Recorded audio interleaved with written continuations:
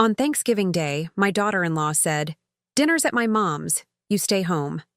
I didn't argue, I just booked a trip. When I posted the photos and she saw who was sitting next to me, my phone exploded with messages. "I'm glad to have you here. Follow my story until the end and comment the city you're watching from, so I can see how far my story has reached." I stood in my kitchen, staring at the turkey I'd bought 3 days ago, still frozen solid in my refrigerator.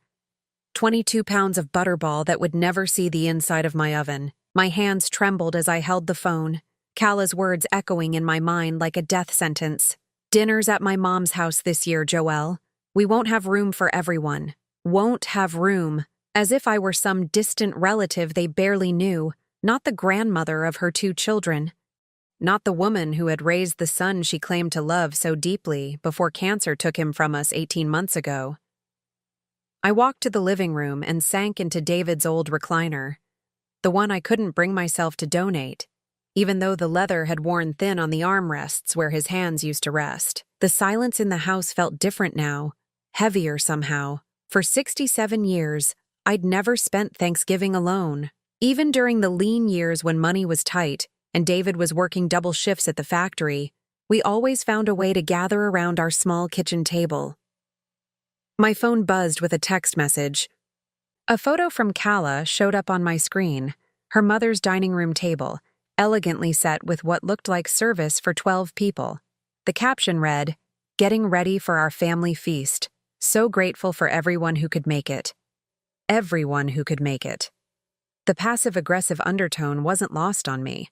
I scrolled through her social media, something I rarely did but found myself doing more often since David's death. There were photos from last weekend's soccer game where my grandson Tommy scored his first goal of the season. I'd asked Kala 3 times when the games were, and each time she gave me a vague, "I'll let you know," that never materialized into an actual invitation. There was Emma's school play from 2 weeks ago, where my granddaughter played a dancing sunflower. I'd only learned about it when I ran into Kala's neighbor at the grocery store. The pattern had been building for months, but I'd been too hopeful, too trusting to see it clearly. Each exclusion came with a reasonable explanation. Each missed moment was justified by scheduling conflicts or last-minute changes. But looking at that perfectly set table, I finally understood the truth. Kala didn't want me around. I thought back to the days immediately after David's funeral, how she'd seemed genuinely grateful for my help with the children while she dealt with her grief. She'd called me almost daily, asking me to pick up Emma from school or watch Tommy during his afternoon nap. I'd been so touched that she was leaning on me, that she saw me as someone she could count on during the hardest time in both our lives. But gradually, those calls became less frequent. The invitations to family dinners dwindled. The casual drop-ins where the kids would run to hug Grandma Joe became scheduled visits that somehow kept getting postponed. I'd tried to address it directly once, about 2 months ago. I'd asked Kala if everything was okay between us, if I'd done something to upset her. She'd looked at me with those wide, innocent brown eyes and insisted I was imagining things. "You're family, Joelle. You'll always be family. I've just been so overwhelmed with everything." Overwhelmed. Yet she seemed to have plenty of time for her book club, her yoga classes, and her girls' nights out that she documented extensively on Facebook. The worst part wasn't even the exclusion itself. It was the way she made me feel like I was being unreasonable for wanting to be included. Like I was some needy old woman who couldn't take a hint. When I'd mentioned wanting to take the kids to the zoo last month, she'd sighed and said, "Joelle, I really need to establish some stability in their routine right now." When I offered to help with Tommy's birthday party planning, she'd smiled that tight smile and said, "I've got it all handled, but thanks. I've got it all handled." The polite dismissal that cut deeper each time I heard it. My daughter Linda had called from Oregon earlier in the week, asking about my Thanksgiving plans.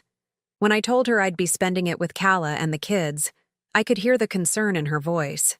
"Mom, are you sure?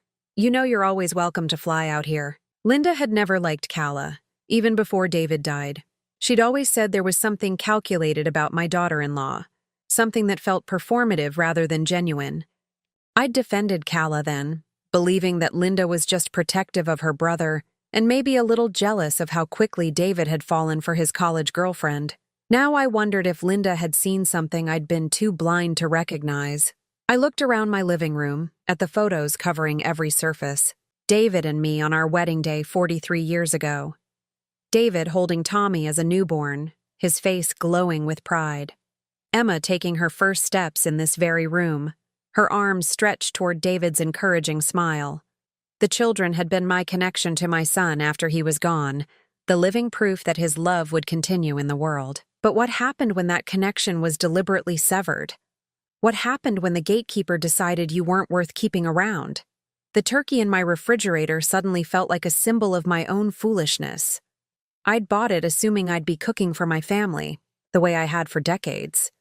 I'd even picked up Emma's favorite cranberry sauce and the specific brand of stuffing that Tommy liked.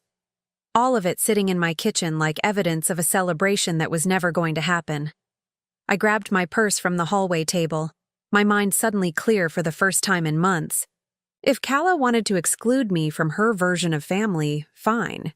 But I wasn't going to sit in this empty house feeling sorry for myself while she played happy families with everyone except me. I had 24 hours until Thanksgiving. 24 hours to decide who I really was, the discarded grandmother accepting scraps of affection, or the woman who'd raised 3 children, buried a husband, and survived more disappointments than Calla could imagine. My phone rang as I reached for my car keys. Calla's name appeared on the screen, and for a moment, my heart leaped. Maybe she'd reconsidered. Maybe she'd realized how cruel her exclusion had been. Hello? Hi, Joelle. I just wanted to make sure you were okay with tomorrow's arrangement. I know it's different from what you're used to. Different from what I'm used to. Like spending Thanksgiving with my family was some quaint tradition I needed to get over. I'm perfectly fine, Calla. Great! I thought maybe you could use the quiet time anyway. I know the holidays have been hard since David. She trailed off, leaving the implication hanging. That I was too fragile, too broken by grief to be good company. That my sadness would somehow taint their perfect family gathering. You're right, I said, surprised by the steadiness in my own voice. I think I'll use the time differently this year. There was a pause. I could almost hear her trying to figure out if there was any passive-aggressive undertone to my response. Wonderful. I'll call you Friday and maybe we can arrange something for the weekend. Maybe. Another maybe to add to the collection of empty promises. After I hung up, I sat in my car for several minutes, feeling something I hadn't experienced in months. Not anger, exactly, and not sadness. Something sharper and more energizing. For the first time since David's death, I felt like I had a choice to make. And I was going to make one that surprised everyone, including myself. I pulled out my phone and scrolled through my contacts until I found a number I hadn't dialed in over 2 years. My finger hovered over the call button for a long moment before I pressed it. The phone rang 3 times before a familiar voice answered, warm and slightly questioning. Marcus, it's Joelle. Joelle? Marcus's voice carried the same gentle surprise I remembered from decades ago, though it was deeper now, roughened by time and experience. My God, it really is you. I closed my eyes, transported back to a different version of myself. A 22-year-old woman who thought she had all the time in the world to make the right choices. Hello, Marcus. I hope I'm not calling at a bad time. Never a bad time for you. The words came so easily, as if 45 years hadn't passed between them. How are you? I heard about David. I'm so sorry. Of course he'd heard. In a town the size of Cedar Rapids, news traveled fast, especially when it involved people who'd once been as talked about as we were. Marcus and I had been the couple everyone expected to marry right out of college. High school sweethearts who seemed destined for a fairy tale ending until life got complicated in ways neither of us had anticipated. Thank you. It's been difficult. I paused, suddenly unsure why I'd called. What did I expect to accomplish with this conversation? Marcus, I know this is going to sound strange, but what are you doing tomorrow? There was a brief silence, and I could imagine him processing the question, trying to understand what I was really asking. Tomorrow is Thanksgiving. Yes, it is. Well, since Margaret passed last year, I've been spending it alone. My daughter and her family are in California, and I haven't felt much like celebrating. He cleared his throat. Why do you ask? Margaret. I'd heard about her death through mutual acquaintances, though I'd never met David's wife. She'd been a lovely woman by all accounts, a teacher who'd devoted her life to helping children read. They'd been married for 38 years, and by everything I'd heard, it had been a happy marriage. The kind of partnership I'd always hoped Marcus would find after everything that happened between us. I find myself in a similar situation, I said carefully. My daughter-in-law has made other arrangements, and I'm looking at spending the day alone as well. That doesn't sound like the Joelle I remember. You always had family around, people who needed taking care of. He was right. Even after David and I married, even after Linda and Michael were born, I'd always been the one coordinating holiday gatherings, making sure everyone was included.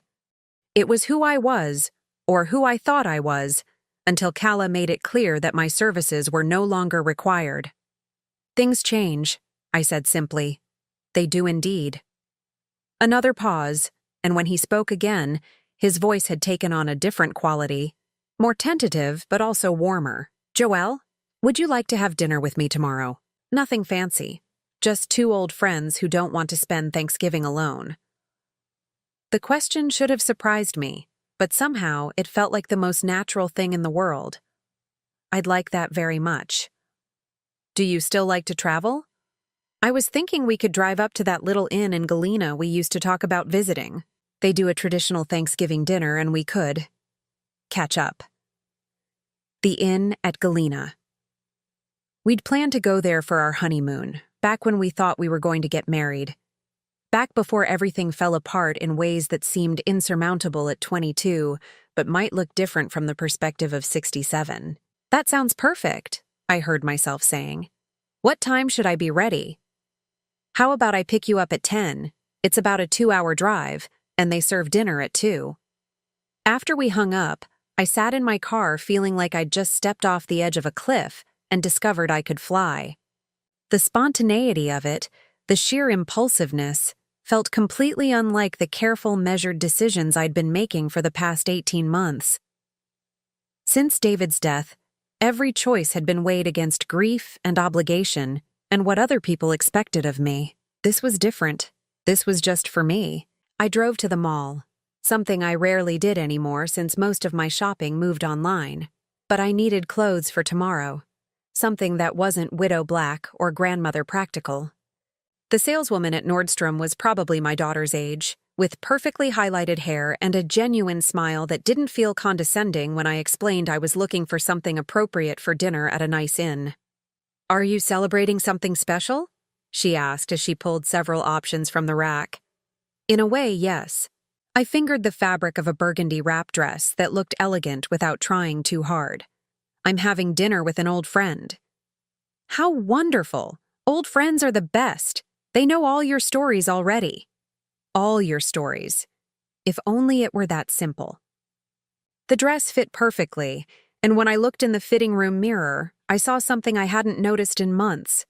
I looked like myself again, not just the grieving widow or the dismissed grandmother, but Joelle, a woman with her own life and her own choices to make. I bought the dress, along with a new pair of shoes and a small overnight bag that surprised me with its implications.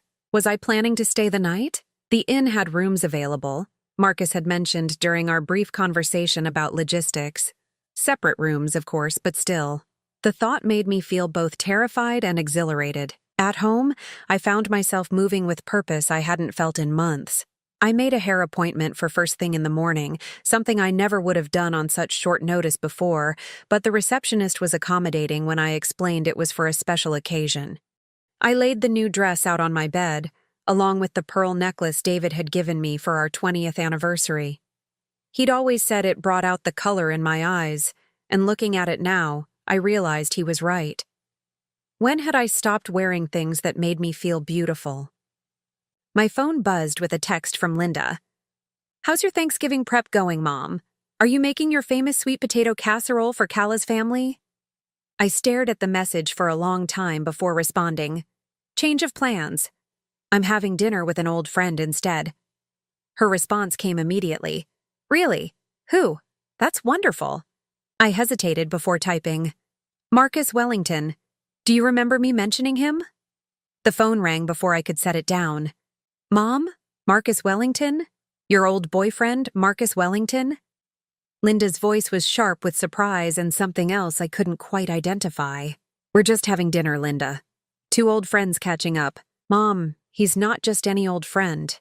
Didn't you tell me once that he was the one who got away? That if things had been different? She trailed off, but I knew what she was remembering. A conversation we'd had years ago, probably after a few glasses of wine at Christmas, where I'd mentioned the path not taken. The choices that seemed impossible at the time, but might have led to a completely different life. That was a very long time ago, I said carefully. But still. Mom, are you sure you're ready for this? I mean, Dad's only been gone 18 months. Only been gone.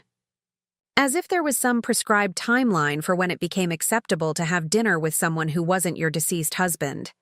As if my grief came with an expiration date that everyone else got to determine. I'm having Thanksgiving dinner, Linda.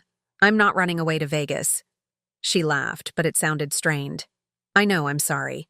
I just worry about you, and after what you told me about how Kala's been acting. This has nothing to do with Kala, but even as I said it, I knew it wasn't entirely true. If Kala had invited me to her mother's house, if she'd made me feel welcome in my grandchildren's lives, would I have called Marcus? Or would I have continued playing the role of the grateful, undemanding grandmother, accepting whatever scraps of affection she was willing to offer? I love you, Mom. Have a wonderful time. After I hung up, I walked through my house, seeing it differently. The photos of David and me, the accumulated memories of 43 years of marriage, the life we'd built together. None of it felt threatened by tomorrow's dinner. If anything, it felt like David would have approved. He'd never been a jealous man, and he'd always encouraged me to maintain my friendships, even the complicated ones from before we met. I picked up a photo of him from our last anniversary, taken at the restaurant where he'd proposed all those years ago. He was smiling at something I'd said, his eyes crinkled with laughter and genuine affection, a good man who'd loved me completely and without reservation. What do you think, sweetheart? I asked his picture. Am I doing the right thing? The silence that followed felt peaceful rather than empty. For the first time since his death, I wasn't asking for permission to live my life. I was simply living it. I was in the middle of packing my overnight bag when the doorbell rang. Through the peephole, I could see Kala standing on my front porch, shifting her weight from foot to foot in the way she did when she was nervous or upset about something. I opened the door, and her eyes immediately went to the overnight bag in my hand. Going somewhere? She asked, her tone casual but her eyes sharp with curiosity. Actually, yes. I have plans for tomorrow. Her eyebrows shot up. Plans? What kind of plans? For a moment, I considered telling her the truth.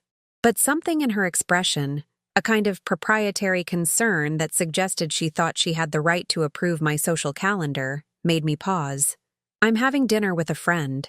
Oh, she looked genuinely surprised, as if the idea that I might have friends she didn't know about had never occurred to her. Well, that's nice. I just stopped by to drop off some leftovers from tonight's prep. Mom made way too much stuffing. She held out a small container, the kind gesture that might have meant something if it hadn't come with the underlying message that these were scraps, extras that nobody else wanted. That's thoughtful, thank you. So, this friend, she pressed, not taking the hint that I wasn't interested in sharing details. Anyone I know? I met her eyes steadily. No, I don't think you do. Something shifted in her expression, a flicker of something that might have been alarm or might have been irritation. As if my having a life outside of her control was somehow problematic. Well, I hope you have a nice time. After she left, I realized I was smiling. For the first time in months, I had a secret. Something that belonged entirely to me, that Kala couldn't organize or approve or dismiss. Tomorrow, I wouldn't be the excluded grandmother sitting alone in my house. I'd be a woman having dinner with someone who'd once known her better than anyone. The question was, who would I discover I'd become in all the years between then and now? The drive to Galena passed in comfortable conversation, punctuated by moments of profound silence. Marcus looked distinguished behind the wheel of his silver Lexus. His hair completely white now, but still thick, his profile showing the same strong jawline I remembered from our college days. He'd aged well, the way men do when they take care of themselves and haven't been worn down by disappointment. We talked about safe subjects at first. The changing landscape along Highway 20, his retirement from the insurance business 3 years ago. My volunteer work at the library before David's illness made it impossible to maintain regular commitments. But underneath the polite catching up, I could feel the weight of everything we weren't saying, all the history that stretched between us like a bridge neither of us was quite ready to cross. The inn at Galena sat on a bluff overlooking the Mississippi River, its Victorian architecture and wraparound porches exactly as I'd imagined all those years ago. Marcus had reserved a table by the windows, and as we settled in with our wine, a bottle of Pinot Noir that he'd ordered without consulting me, somehow remembering it was my favorite, I felt a strange sense of completion, as if a circle was finally closing. "You look beautiful, Joelle," he said simply, raising his glass. I should have said that earlier, but I was nervous. Nervous?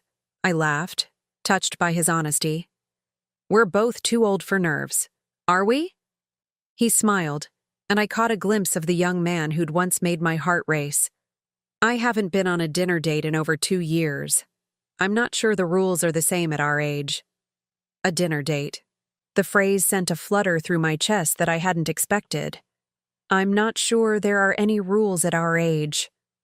We ordered the traditional Thanksgiving meal, turkey with all the trimmings, the kind of comfort food that felt appropriate for the day and the conversation we were dancing around. As we waited for our food, Marcus pulled out his phone and showed me pictures of his daughter and grandchildren in California.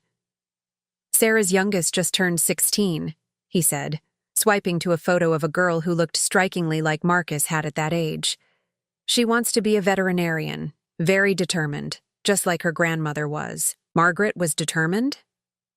Actually, I meant like you. He set his phone down and looked at me directly. Sarah has your eyes, Joelle, your determination, your way of tilting her head when she's thinking through a problem.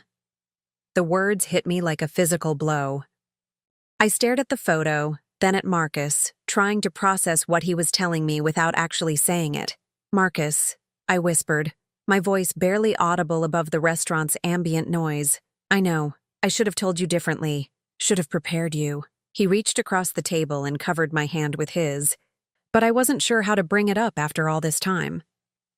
My mind raced backward, calculating dates and possibilities I'd never allowed myself to consider. 46 years ago, when Marcus and I had broken up, when I'd discovered I was pregnant and panicked, when David had stepped in to marry me and give the baby his name without ever asking questions about timing or paternity. David knew? My voice cracked on my dead husband's name. I don't think so, not for certain. But he loved you, and he loved Michael as his own son.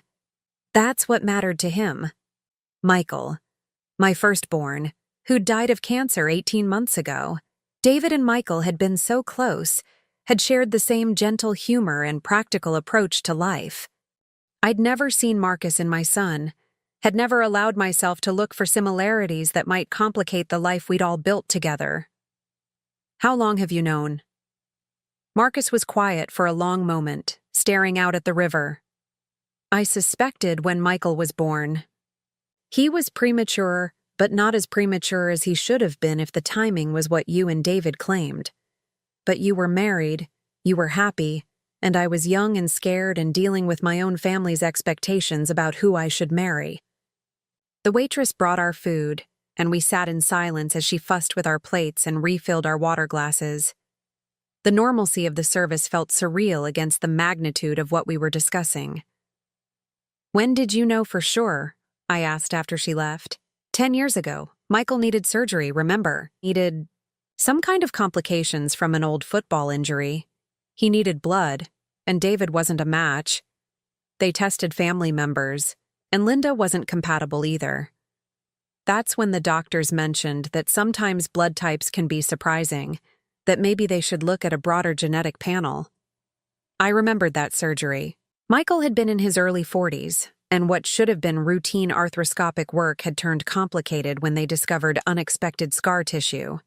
David had been frustrated that he couldn't help, had felt helpless in the way that parents do when their children are hurting and there's nothing they can do. Michael called me, Marcus continued. Did you know that? He said he'd been thinking about family medical history, about making sure his kids knew everything they might need to know. He asked if I'd be willing to be tested, just to rule out some hereditary conditions. My heart was pounding so hard I could barely breathe. And? Perfect match. Not just compatible, perfect. The kind of match you only get between parent and child. I set down my fork, no longer able to pretend I was eating. Did you tell him? No, but I think he figured it out. He was a smart man, Joelle. He started asking questions about our college years, about why we broke up. He wanted to know if there were things he should understand about his medical history. What did you say? I told him that the past was complicated, but that David was his father in every way that mattered. That seemed to satisfy him, at least outwardly. But after that, he started calling me occasionally. Not often, maybe every few months. Just to check in, he said. To maintain family connections. Family connections. My son had known, or at least suspected, and he'd reached out to his biological father without ever telling me. The thought should have hurt, but instead, it felt like something clicking into place. Michael had always been curious about genetics and family traits, had always been the one asking questions about relatives he'd never met, and family stories that didn't quite add up. He never said anything to you? Marcus asked gently. I shook my head. Not directly. But in the last few months before he got sick, he started talking more about the importance of family, about making sure people know they're loved before it's too late. I thought he was just being sentimental because of David's age. Maybe he was. Or maybe he was trying to tell you something without betraying David's memory. I looked out at the river, watching a barge make its slow way downstream, and tried to reconcile this new version of my history with everything I'd believed for 46 years. David, who'd married me knowing I was pregnant with another man's child and had never once made me feel ashamed or grateful or like I owed him anything. Marcus, who'd let us go to protect the life we'd built, even though it meant giving up his son. Michael, who'd figured out the truth and had found a way to honor both of his fathers without causing pain to anyone. Why are you telling me this now? I asked. Marcus was quiet for so long I thought he might not answer. When he finally spoke, his voice was thick with emotion. Because when I heard about Michael's death, I realized I'd lost my son twice. Once when I walked away 46 years ago, and again when cancer took him before I could figure out how to be part of his life properly. I don't want to make the same mistake with you. Marcus, I'm not asking you to choose me over David's memory. I'm not asking you to rewrite history or pretend the life you built wasn't real and good. But I'm asking if maybe, after all this time, we could find a way to be in each other's lives again. I thought about Kala's dismissal, about spending Thanksgiving alone, about the slow erosion of my place in my grandchildren's lives. Then I thought about the ease I'd felt during our drive, the sense of being seen and valued by someone who knew me before I became defined by my roles as wife, mother, and grandmother. I don't know how to do this, I admitted. Neither do I. But maybe we could figure it out together. The waitress brought our coffee and slices of pumpkin pie, and as we shared dessert, the conversation shifted to lighter topics. Marcus told me about his travels since retirement, about the book he was writing about the insurance industry's evolution. I found myself talking about dreams I'd put aside, about wanting to learn photography and maybe take art classes. It felt like coming alive again, like rediscovering parts of myself that had been buried under years of taking care of everyone else. When Marcus suggested we stay overnight, separate rooms, he emphasized quickly, I found myself saying yes before I'd fully considered the implications.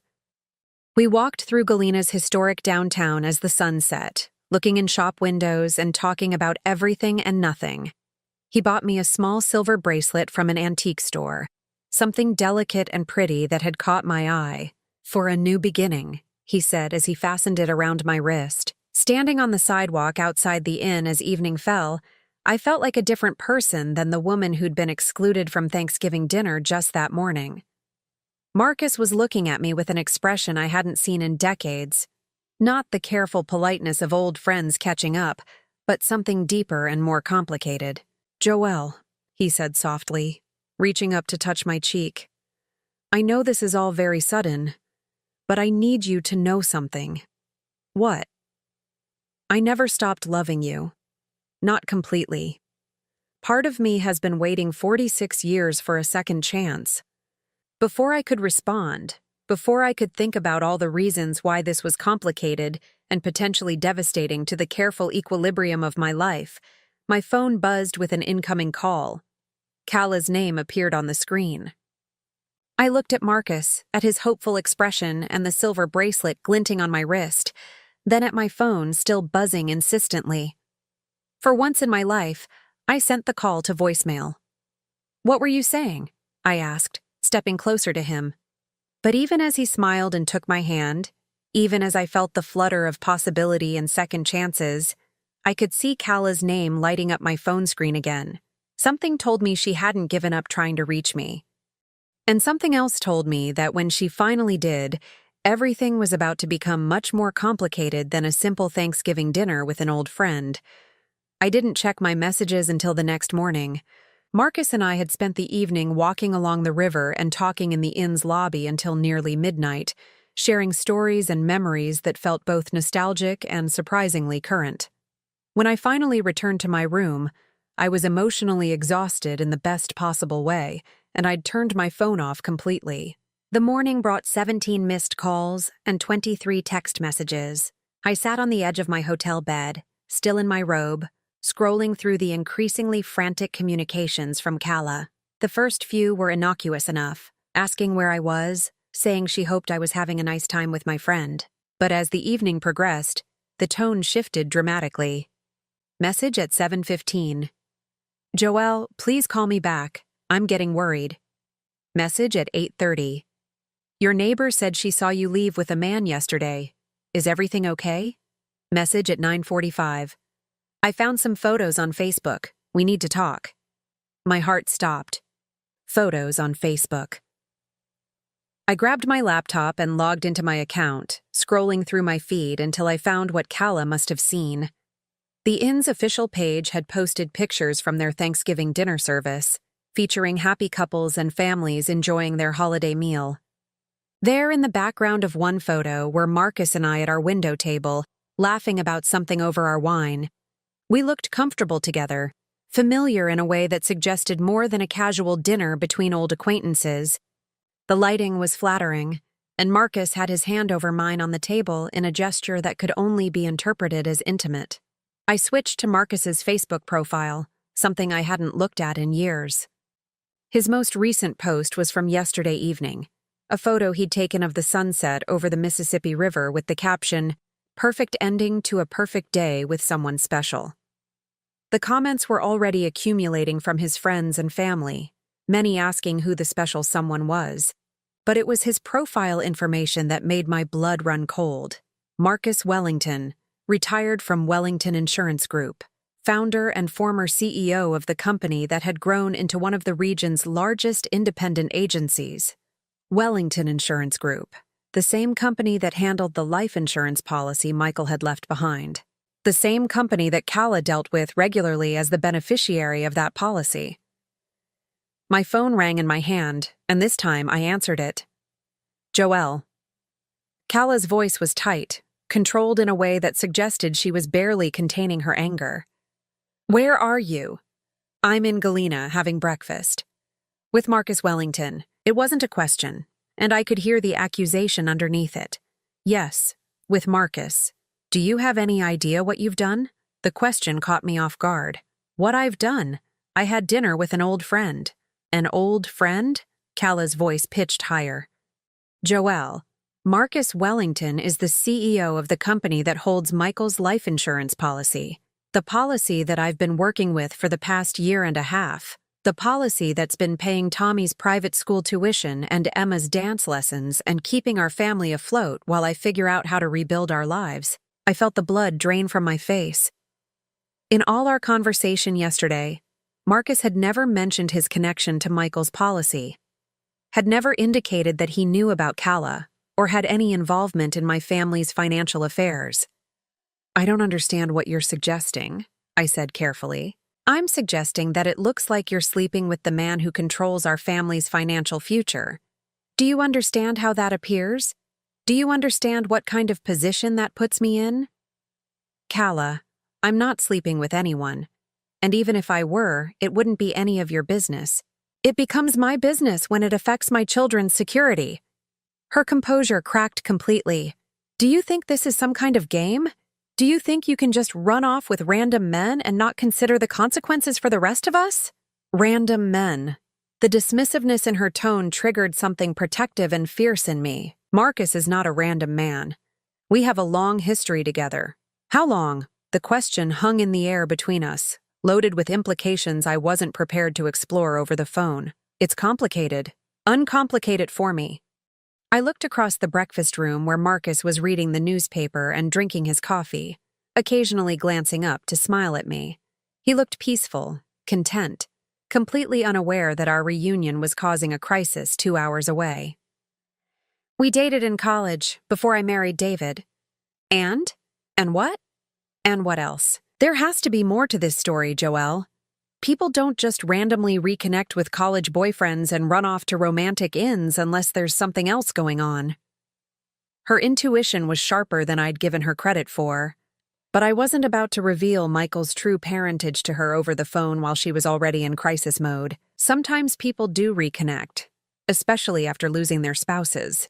"So this is what this is about? You're having some kind of midlife crisis because David is gone?" The casual cruelty of reducing my reconnection with Marcus to a psychological breakdown made me angry in a way I hadn't expected.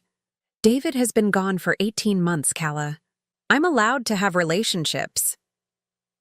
"Not with the man who controls our insurance money, you're not." "Our insurance money?" I repeated slowly. "Since when is Michael's life insurance policy our money?" There was a pause that stretched too long, and when Calla spoke again, her voice had changed completely. The panic was still there, but underneath it was something harder, more calculating. "Since I became a single mother with 2 children and no career, because I spent 15 years supporting Michael's ambitions instead of building my own.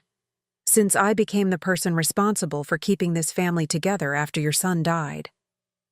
Your son, not her husband, not the father of her children.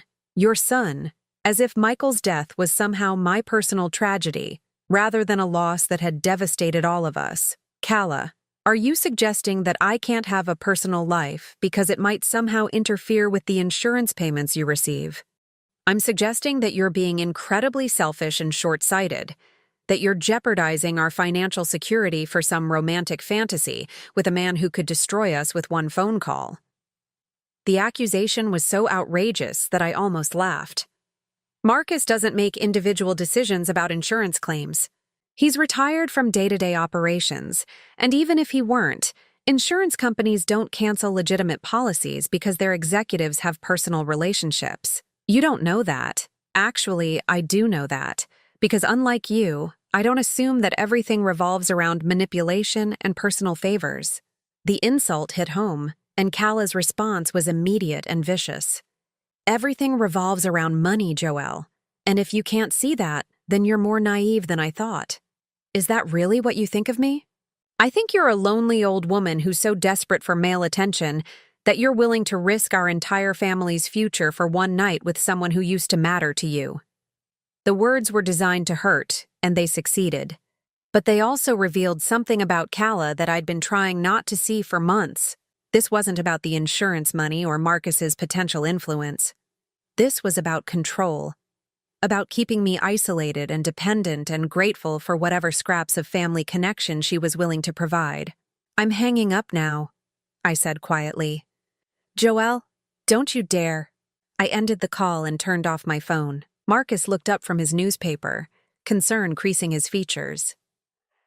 "Everything okay?" I joined him at the table, my hands shaking slightly as I reached for my coffee. "My daughter-in-law just informed me that you're apparently holding my family hostage with your vast insurance empire." He set down his paper, his expression shifting from concern to something much more serious. "She knows who I am. She figured it out from the photos. Marcus, why didn't you tell me you handled Michael's policy?" "Because I don't handle it. Haven't for over 2 years." He reached across the table and took my hand. "Joelle, I need you to understand something. I stepped away from any involvement in your family's accounts the day I learned Michael was my biological son. It would have been a conflict of interest, and it wouldn't have been fair to any of you, but Kala doesn't know that. Kala doesn't know a lot of things, apparently." His voice carried an edge I hadn't heard before, including the fact that she's been lying to you about the insurance payments. I stared at him. "What do you mean?" Marcus was quiet for a long moment, clearly weighing how much to tell me. "The policy Michael left was substantial, $750,000. But it wasn't structured the way Kala has been telling people it was. $750,000. The number was staggering, far more than I'd ever imagined. Michael had always been responsible about insurance, but this suggested a level of financial planning I hadn't known he was capable of. How was it structured? 50% to Kala as the primary beneficiary, 25% to each of the children, held in trust until they turned 25, and there was a provision for you as well, $25,000 that was supposed to be paid out immediately upon his death. I felt like the air had been sucked out of the room. I never received $25,000. I know, because Kala never submitted the paperwork claiming it.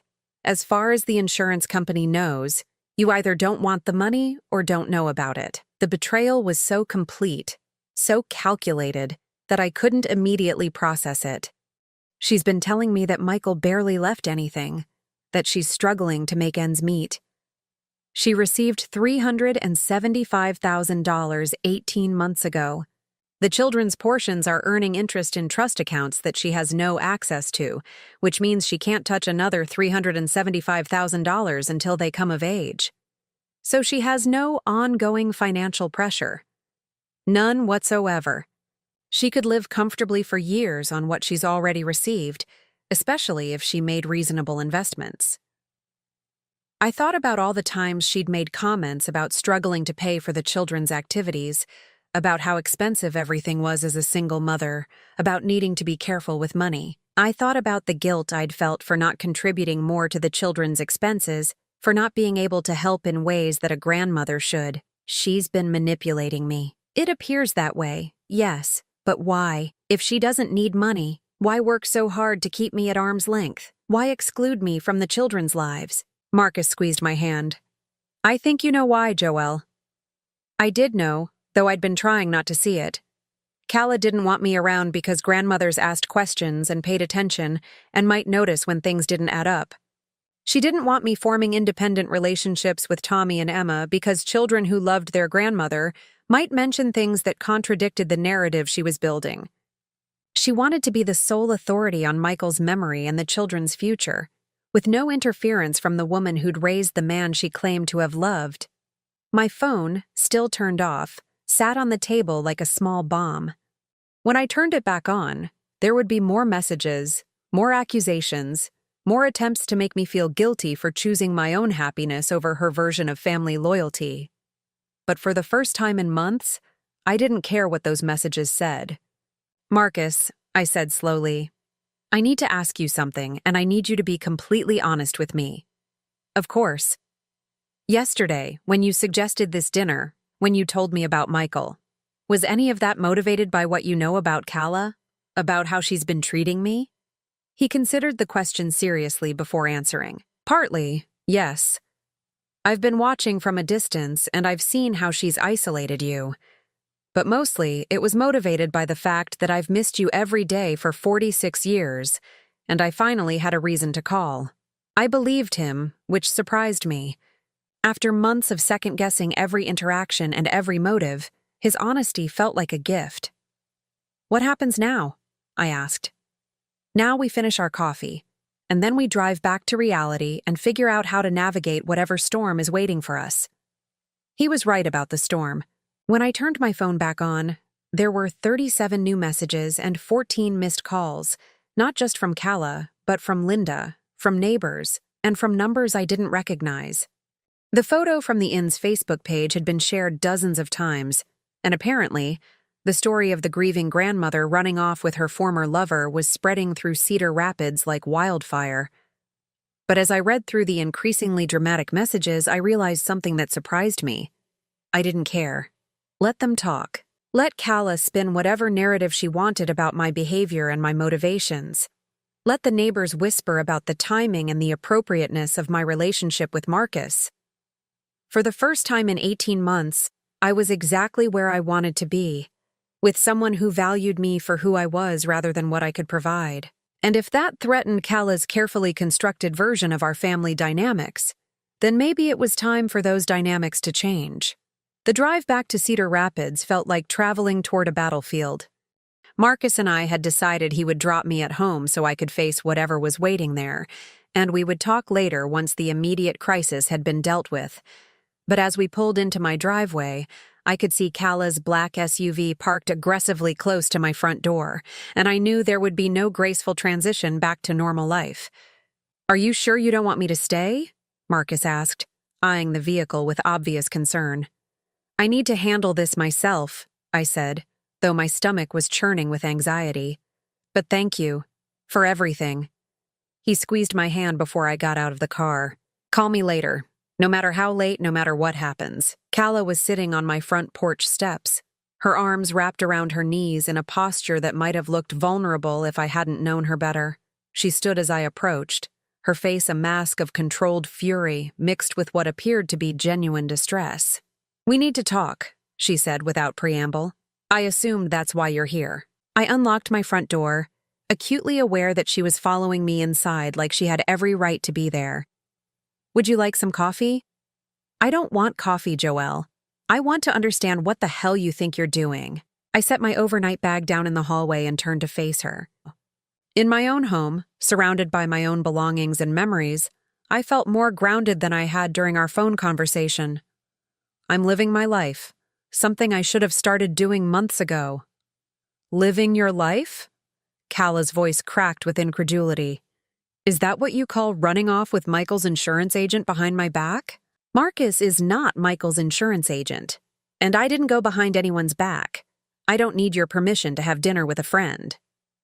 "A friend?" She pulled out her phone and showed me the screen. The photo from the inn's Facebook page was displayed, zoomed in to show Marcus and me at our table. "This doesn't look like dinner with a friend, Joelle. This looks like you're having an affair with someone who could destroy our family's financial security on a whim." The word affair hung in the air between us, loaded with judgment and implications. I realized that in Kala's mind, I was still supposed to be the grieving widow, forever faithful to David's memory, available to help with her problems, but never entitled to my own happiness. First of all, Marcus has no involvement in your insurance matters. Second, even if he did, that wouldn't give you the right to control my personal relationships. It gives me the right to protect my children. From what? From their grandmother having a life? Kala began pacing around my living room, her agitation growing more pronounced. From the scandal, from the gossip. Do you know what people are saying? That you've lost your mind with grief, that you're making a fool of yourself chasing after some old boyfriend like a teenager. The cruelty of it took my breath away. Is that what you think? That I'm making a fool of myself? I think you're not thinking clearly. I think you're so desperate to feel young again that you're willing to jeopardize everything Michael worked for, everything he left behind for his children. What exactly do you think I'm jeopardizing? The question seemed to catch her off guard. She stopped pacing and stared at me, as if trying to determine whether I was being deliberately obtuse or genuinely didn't understand the threat she perceived. "The insurance money," she said finally, her voice dropping to something close to a whisper. "If Marcus decides he doesn't like our family arrangement, if he thinks you're being taken advantage of, or if you two have some kind of falling out, The insurance money that Michael left for you and the children is not subject to Marcus's personal feelings. That's not how insurance works. You don't know that for certain.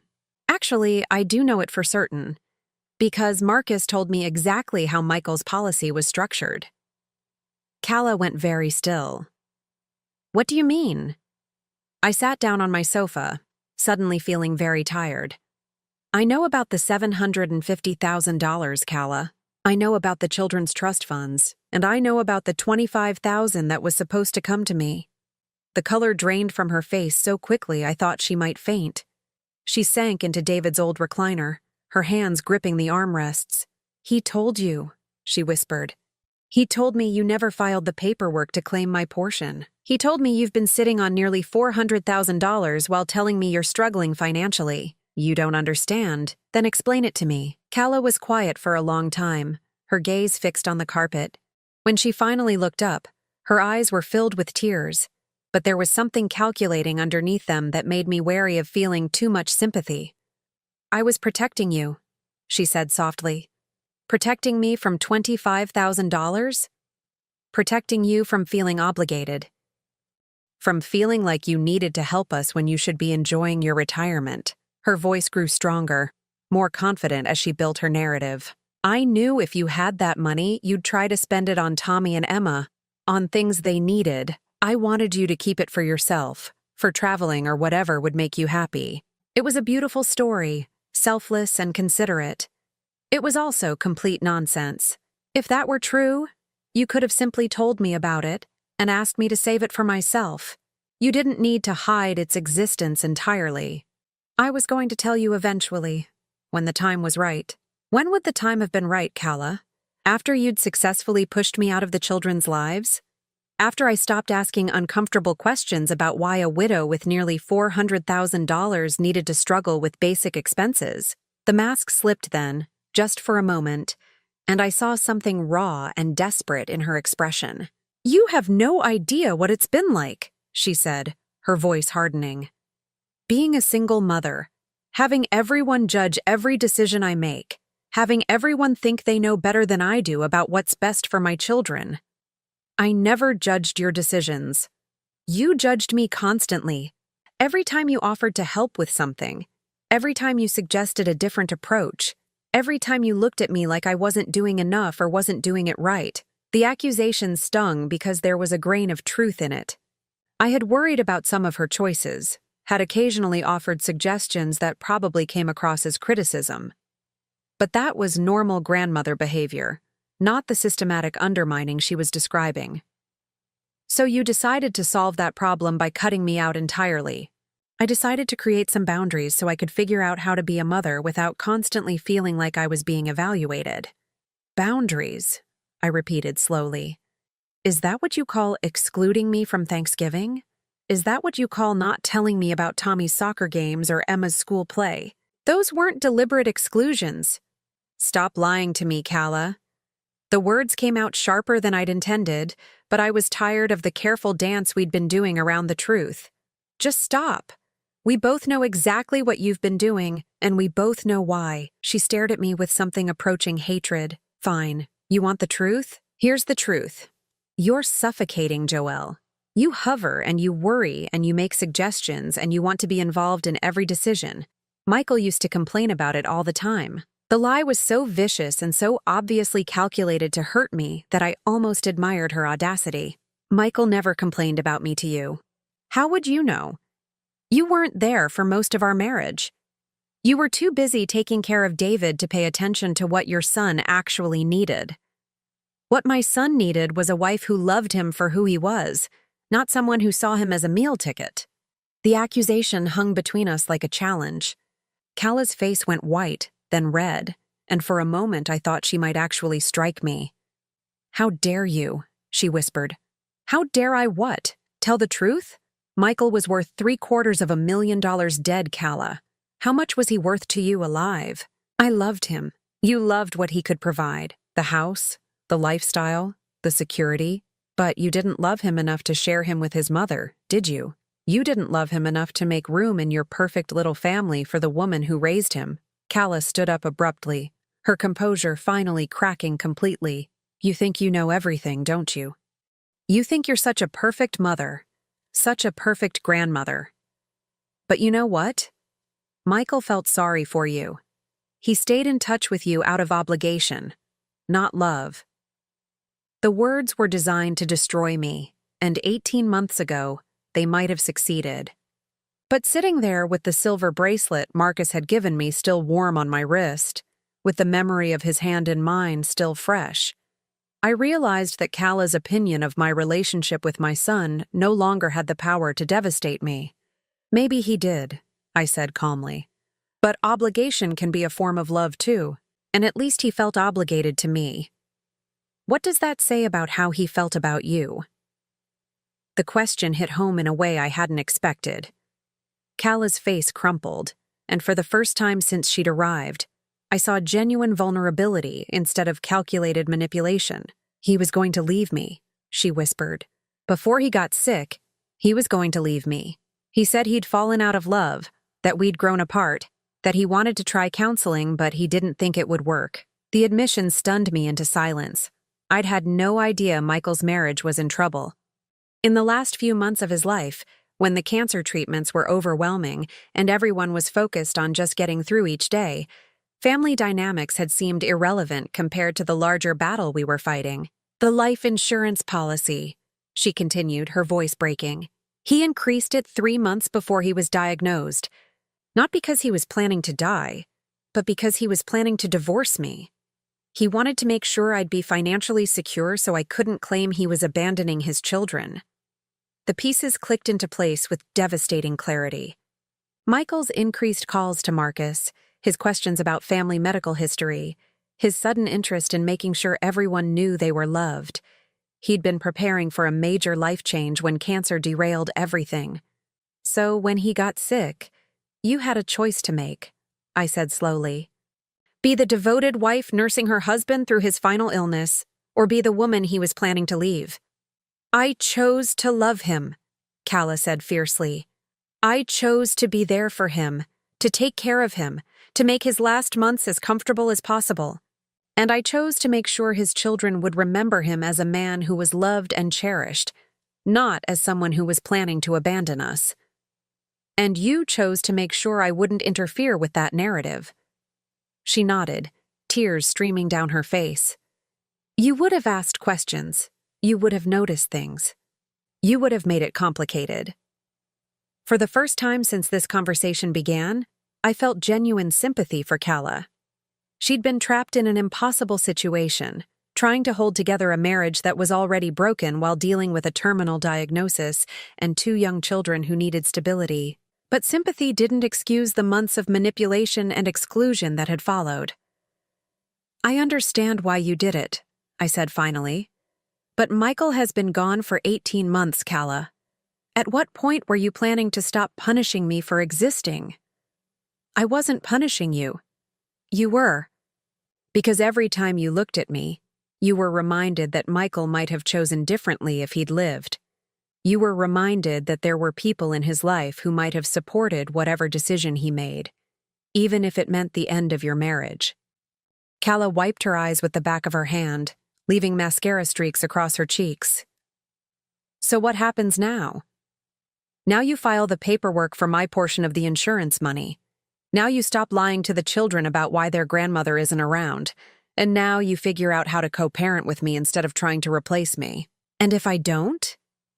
I thought about Marcus waiting for my call, about the $25,000 that was rightfully mine, about Tommy and Emma growing up without really knowing their father's mother. Then I stopped making this easy for you. I stopped pretending that your version of family is the only one that matters, and I stopped protecting you from the consequences of your choices. Cala stared at me for a long moment, seeming to weigh her options. Finally, she picked up her purse and headed toward the door. I'll think about what you said. Don't think too long, I called after her. I'm done waiting for you to decide whether I'm worth including in my grandchildren's lives. After she left, I sat in my quiet house and realized that something fundamental had shifted. For months, I'd been trying to earn my way back into Cala's good graces, accepting crumbs of contact with Tommy and Emma and telling myself it was better than nothing. but I wasn't that desperate anymore. I had choices now, and people who valued me, and resources I'd forgotten I possessed. When I called Marcus that evening, my voice was steady. "How did it go?" he asked. "It went exactly as badly as expected, but for the first time in months, I don't care." "Good," he said simply. "That means you're ready for whatever comes next." "What comes next?" "Whatever we want to come next." The freedom in that statement, the possibility it represented, made me smile for the first time all day. Tomorrow, I would start the paperwork to claim my inheritance. I would call a lawyer to understand my rights as a grandmother. And I would begin building a life that didn't revolve around appeasing someone who had never wanted me around in the first place. Tonight, I was going to plan a future with someone who actually wanted to be part of it. 6 months later, I stood in the kitchen of Marcus's house in Galena, watching the sunrise paint the Mississippi River gold through the large windows. We'd decided to sell both our properties and buy this place together, a restored Victorian with enough space for his daughter's family to visit and close enough to Cedar Rapids that I could maintain regular contact with Tommy and Emma when Calla allowed it. The transition hadn't been smooth. There had been lawyers involved, family meetings that felt more like negotiations, and several weeks when I wondered if the battle was worth the emotional cost. But this morning, as I sipped coffee and planned the day ahead, I knew I'd made the right choice. My phone buzzed with a text message from Linda. "How's retirement treating you, Mom? Scott and I are still planning to visit next month." I smiled as I typed back, "Retirement is wonderful. Marcus is teaching me to fish, and I'm teaching him to make your grandmother's apple pie. Can't wait to see you both." The dynamic between my children and Marcus had been fascinating to navigate. Linda had been cautiously supportive from the beginning, mainly because she could see how happy the relationship made me. Michael's children had been more complex. Tommy, now 9, had adapted quickly to having another grandfather figure, while 11-year-old Emma was still working through her loyalty to her father's memory. But progress was being made. Last weekend, Marcus had attended Emma's piano recital, and she'd actually smiled when he complimented her performance afterward. Small steps, but meaningful ones. "Good morning, beautiful." Marcus appeared in the doorway, already dressed for our morning walk along the river trail. At 71, he was in better shape than most men 20 years younger, a benefit of his active retirement and generally optimistic outlook on life. "Good morning yourself?" I kissed his cheek as he poured his own coffee. "Sleep well?" "Better than I have in years. I think it's the company." We'd been living together for 3 months now, and I was still adjusting to the comfort of sharing daily life with someone again. It was different from my marriage to David, less focused on practical partnership and more on genuine companionship. Marcus and I were both old enough to know who we were, secure enough to respect each other's independence, and wise enough to appreciate the gift of finding love twice in one lifetime. "Any word from Calla this week?" he asked, settling into the chair across from me. "She called yesterday to confirm the kids can come for the weekend. No drama, no last-minute changes. I think she's finally accepting the new normal." The new normal had taken months to establish. After our confrontation at Thanksgiving, Calla had initially tried to dig in harder, threatening to limit my access to the children even further if I insisted on claiming the insurance money. But when my lawyer pointed out that grandparents had legal rights in Iowa and that her financial manipulations might not look favorable in a custody proceeding, she'd backed down. The $25,000 had been processed within 2 weeks. I'd used part of it to establish college funds for Tommy and Emma, money that Calla couldn't access or control. The rest had gone toward legal fees and the down payment on this house. More importantly, we'd established a formal visitation schedule. Every other weekend, alternating holidays, and 2 weeks during the summer when the children could stay with Marcus and me. It wasn't the close, daily involvement I'd once imagined having with my grandchildren, but it was honest and sustainable. "She's probably realized that fighting you was more exhausting than just sharing custody," Marcus observed. He was right. Calla had discovered that I was no longer the easily manipulated widow she could dismiss with vague promises and scheduling conflicts. When she tried to cancel visits for frivolous reasons, I called my lawyer. When she attempted to badmouth me to the children, I calmly corrected the record during our time together. When she suggested that my relationship with Marcus was somehow inappropriate or harmful to the children's well-being, I simply reminded her that both Tommy and Emma seemed quite happy with their expanded family. The doorbell rang, interrupting my thoughts. Marcus and I exchanged glances. We weren't expecting anyone this early. I opened the door to find Emma standing on the porch with a small overnight bag, her face streaked with tears. "Grandma Jo? Can I stay with you for a while?" Behind her, Kala's SUV was pulling away from the curb quickly, as if she couldn't wait to escape. "Of course, sweetheart." I pulled Emma into a hug, noting that she was still in her pajamas with a coat thrown over them. "What's wrong?" "Mom and I had a big fight. She said I could come here if I thought you were so much better at taking care of kids." I felt a familiar surge of anger at Kala's emotional manipulation, but I kept my voice calm. "Well, you're always welcome here. Let's get you some breakfast and you can tell me what happened." Over pancakes and hot chocolate, the story emerged. Emma had asked if she could invite a friend to her upcoming birthday party, and when Kala said no because the friend's family was not our kind of people, Emma had protested. The argument had escalated until Emma declared that she wanted to live with me because I wouldn't care about stupid things like how much money people had. She told me I was ungrateful and spoiled and that if I liked your house so much better, I should just move in permanently. Emma finished, fresh tears starting to fall.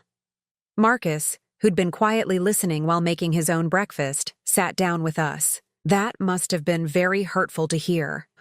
"She didn't mean it," Emma said quickly, displaying the complicated loyalty of a child caught between adults. "She was just mad." "Maybe," I said carefully. "But even when we're mad, we shouldn't say things that make the people we love feel bad. Like when I told Tommy he was stupid for crying when Dad died. Exactly like that. Do you remember how you felt after you said it?" "Terrible. I apologized like 1,000,000 times." "That's because you love Tommy and you realized your words had hurt him. Sometimes adults need to apologize too." Emma considered this while chewing a bite of pancake. "Do you think Mom will apologize?" "I don't know, sweetheart, but I know that whatever happened between you and your mom doesn't change how much she loves you, or how much I love you." The conversation was interrupted by my phone ringing. Kala's name appeared on the screen, and Emma immediately tensed. "Should I answer it?" I asked Emma. She nodded reluctantly. "Hello, Kala. Is Emma okay?" Kala's voice was thick with tears and what sounded like genuine panic. "I didn't mean for her to just run off like that. I was going to drive her over myself after we both calmed down, but she was already out the door before I could stop her. She's fine. She's having breakfast.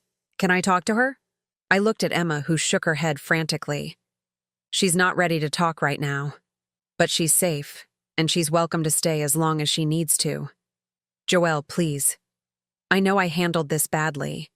I was stressed about work, and I took it out on her, and I said things I didn't mean."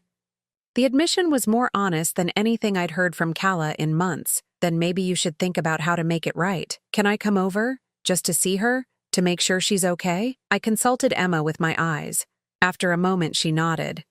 "You can come over, but no pressure for her to come home until she's ready." An hour later, Kala arrived looking genuinely contrite.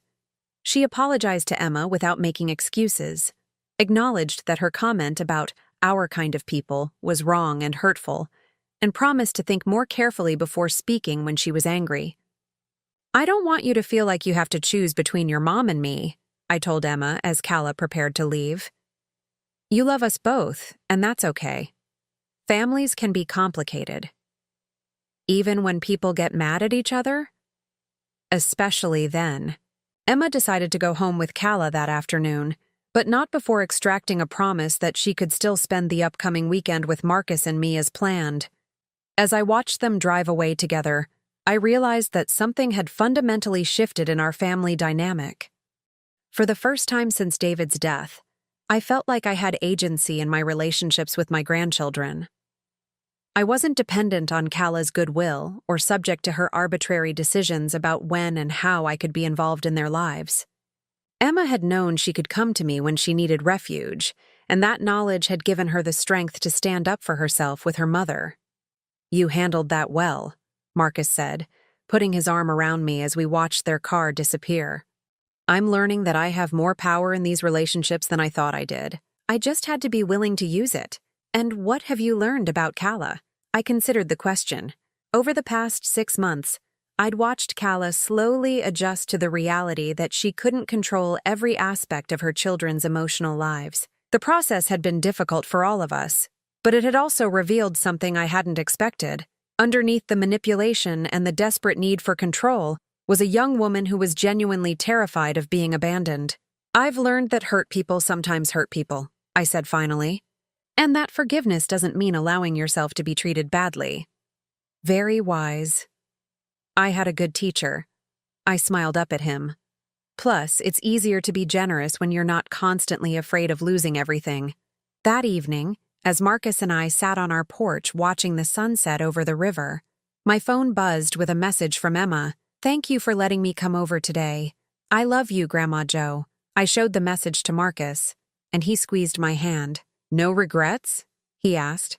I thought about the question seriously. The past year had been tumultuous, filled with difficult conversations, painful realizations, and the kind of family drama I'd never imagined being part of. But it had also brought me Marcus, a deeper relationship with my grandchildren, and a sense of my own worth that I'd lost somewhere along the way. None, I said firmly. Not a single one. As if to punctuate the moment, another message came through, this time from Tommy. Mom says we can come fishing with Marcus next weekend. Can he teach me to catch a really big one? I laughed, feeling lighter than I had in years. I think that can be arranged. The future stretched ahead of us, uncertain, but full of possibilities. There would be more family negotiations, more growing pains as everyone adjusted to our blended relationships, more moments when I'd have to choose between keeping the peace and standing up for myself. But for the first time since David's death, I felt equipped to handle whatever came next. I had love, I had resources, and most importantly, I had the knowledge that I was worth fighting for. The little girl who'd once been excluded from Thanksgiving dinner seemed like a stranger now. In her place was a woman who knew her own value, who insisted on being treated with respect, and who'd built a life that reflected her actual worth rather than other people's convenience. Marcus pulled me closer as the first stars appeared in the darkening sky. "What are you thinking about?" he asked. "Just wondering what David would think of all this. I think he'd be proud of you, and I think he'd approve of us." I believed that was true. David had been a generous man who'd wanted nothing more than for me to be happy. He wouldn't have wanted me to spend the rest of my life alone, grieving for him and accepting whatever scraps of affection other people were willing to offer. "I love you," I told Marcus, the words still feeling new and precious despite months of practice. "I love you too. Thank you for giving us a second chance. Thank you for being worth the wait." As we sat together in comfortable silence, I realized that the story that had begun with rejection and exclusion had somehow transformed into something beautiful. Not despite the pain I'd endured, but because of how I'd chosen to respond to it. I'd stopped waiting for other people to decide my worth. I'd stopped accepting crumbs when I deserved a seat at the table. And in doing so, I'd discovered that the best revenge against those who'd tried to diminish me was simply living a life that reflected my true value. The silver bracelet Marcus had given me that first day in Galena caught the porch light, and I smiled. Some gifts, I thought, are worth waiting 46 years to receive. And some stories have endings that are really just new beginnings in disguise. Now I'm curious about you who listened to my story. What would you do if you were in my place? Have you ever been through something similar? Comment below. And meanwhile, I'm leaving on the final screen 2 other stories that are channel favorites, and they will definitely surprise you. Thank you for watching until here.